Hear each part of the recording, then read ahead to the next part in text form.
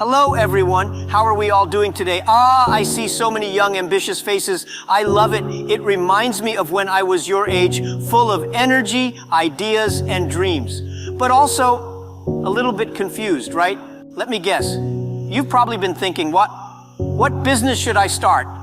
Maybe your friends are starting businesses. Your parents are asking you about your future, and you're like, Jack, help me out here. Well, lucky for you, I'm here to talk about just that. But let me warn you up front, there are no magic answers. No secret formula that will make you successful overnight. Sorry, no shortcuts here. But here's the good news. There are principles, stories, and practical tips that can help you figure it out. So let's get into it. And don't worry, we'll have some laughs along the way. Because if you're not having fun while figuring this stuff out, you're doing it wrong. Lesson 1, stop trying to find the perfect business. The first thing I want to tell you is to stop trying to find the perfect business idea. It doesn't exist. So, if you're sitting there thinking, what's the one business idea that's going to make me rich and famous? Forget it. Even if you think you found the perfect idea, let me tell you, it's going to change. Why? Because the world changes and you need to adapt. Let me tell you a story. When we first started Alibaba, it was supposed to be a simple online directory for Chinese manufacturers. That's it. Not this massive e-commerce platform, not a global tech giant, just a directory. If I had waited for the perfect idea or the perfect moment, Alibaba wouldn't exist today. But what we did was start with what we had and grow from there. So don't sit around waiting for inspiration to strike like a bolt of lightning. It won't.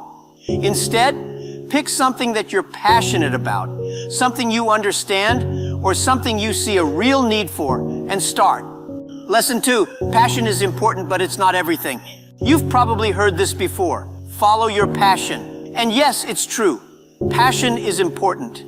You're going to spend countless hours, days, and years building your business, so you should like what you're doing, right? Of course. But here's the kicker, passion alone isn't enough. If I had only followed my passion, I might have ended up teaching English for the rest of my life. Now don't get me wrong, I love teaching. I was a teacher before I started Alibaba, and I'm still passionate about education. But passion wasn't going to change the world or pay the bills. Passion plus market demand plus success. Let me break it down for you. Passion gets you out of bed in the morning. Market demand makes sure you're not broke by the evening. You need to find something you care about, yes, but also something the world needs. If you can marry the two, you're onto something great.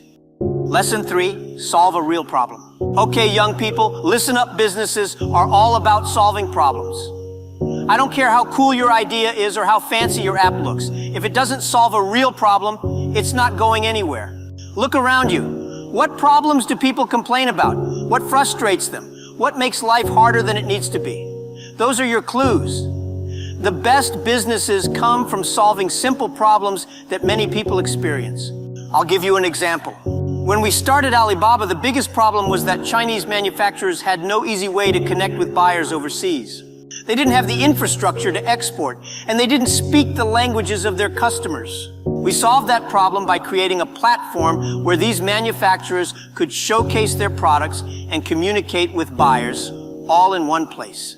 Simple, right? Another example, Uber. People didn't want to stand on the street waving their arms for a taxi. That's a problem. Uber solved it by letting you get a car with a few taps on your phone. Now the company is worth billions. So ask yourself, what problem can I solve? The bigger the problem, the bigger the opportunity. Lesson 4, start small, think big. I know you have big dreams, you want to change the world, and that's fantastic. But here's a little secret. You don't start by changing the world. You start by changing your neighborhood, your community, or your school. One of the biggest mistakes I see young entrepreneurs make is that they think they need to launch something huge from day one. They think they need a flashy office, a big team, and a massive marketing budget. But that's not how successful businesses are built. You start small with something you can handle, test your ideas, see what works, and grow from there. When we started Alibaba, we didn't have grand plans to dominate e-commerce globally. We started by connecting Chinese manufacturers with foreign buyers. That's it. But we always had the vision to grow, to think big in the long run. So start small, but always keep your eye on the bigger picture. If you do that, you'll be able to scale your business when the time is right. Lesson 5, know your strengths and your weaknesses. Okay, let's have some fun with this one. Take a moment and think about what you're really good at. Now think about what you're terrible at.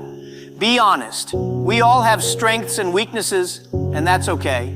But as an entrepreneur, knowing them is crucial. When I started Alibaba, I knew that I was not a tech guy.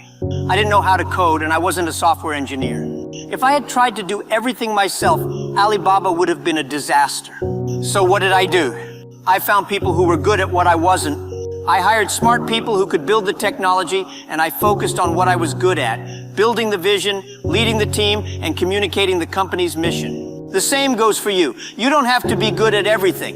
If you're a great marketer but terrible at accounting, that's fine. Partner with someone who loves numbers. If you're an amazing coder but have no idea how to sell, find someone who can sell. In short, know your strengths, delegate your weaknesses. Lesson 6, timing matters, but don't wait forever.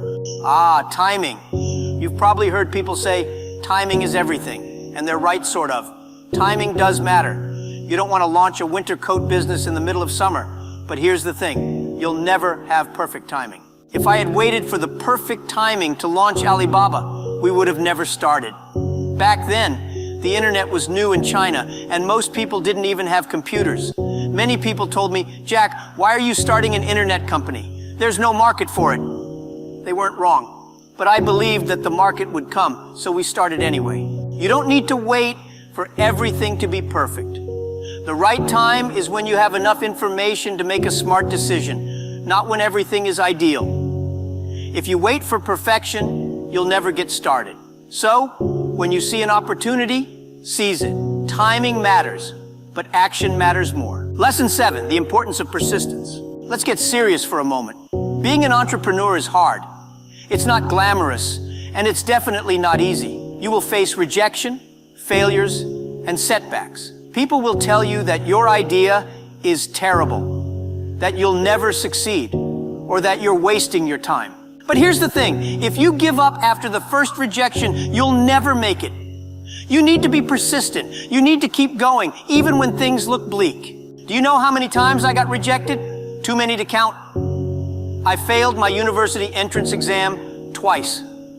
I got rejected from Jobs 30 jobs, including KFC. I even applied to Harvard 10 times and was rejected every single time. But I didn't give up. I kept going. And now when people ask me how I became successful, I tell them because I didn't quit. But here's another secret. You need to have a sense of humor about it all. If you take every rejection too seriously, you'll end up depressed. Learn to laugh at your failures. Laugh at your mistakes. Laugh at yourself. It makes the journey a lot more fun, and trust me, you'll have plenty of reasons to laugh along the way. Lesson 8, don't be afraid to pivot. Sometimes the business you start is not the business you end up with, and that's okay. In fact, it's normal. Most successful companies pivot at some point. Don't be afraid to change direction if you see that your original plan isn't working out. When we started Taobao, our plan was to focus on big businesses, but we quickly realized that small businesses and individual entrepreneurs were our real market. So we pivoted, and Taobao became a platform for small sellers to reach customers all over China.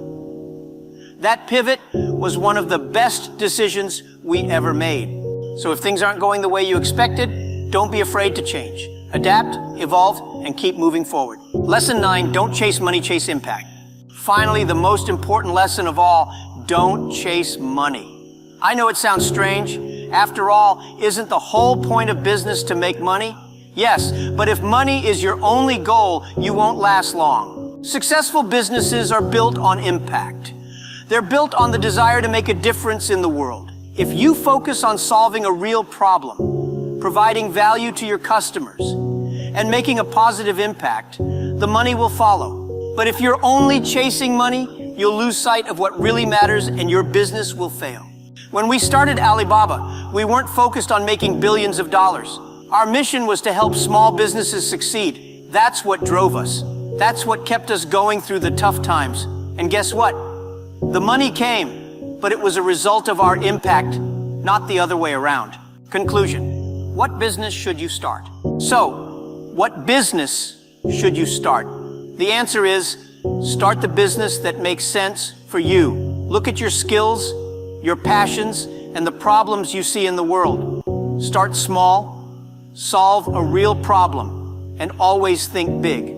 And remember, there's no perfect business, no perfect time, and no perfect plan. Just start. Be persistent, be adaptable, and most importantly, have fun. You're young, you have energy, and the world is full of opportunities.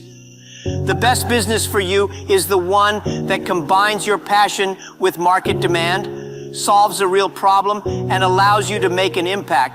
If you do that, success will follow. So what are you waiting for? Go out there and start building your future. Thank you.